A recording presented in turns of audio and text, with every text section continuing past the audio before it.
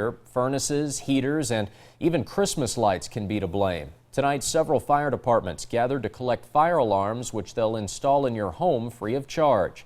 WYMT's Krista Frost has more. If we save one life, we've accomplished a lot. But these firefighters are hoping to save more than one life.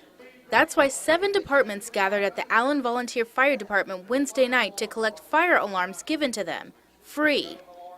I mean, we had a gentleman come in here tonight before you all came, and he said, I heard about this and I'd like to have one. I said, well, once we get our alarms and we get our paperwork, we'll, be out to take care of you. And I'm sure it's going to make a big impact on our community. The American Red Cross is providing the alarms. They say too often they've installed alarms just in time.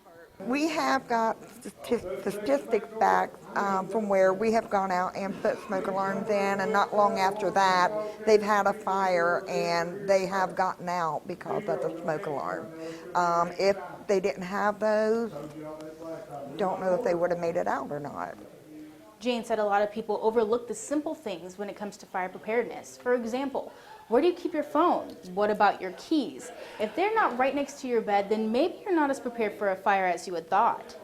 If an alarm does go off, get out. Don't go back in home for anything. Once you're out, stay out, please, and be prepared. In Floyd County, Krista Frost, WYMT Mountain News. If you're interested in having a fire alarm installed in your home, you can call the American Red Cross or your local fire department.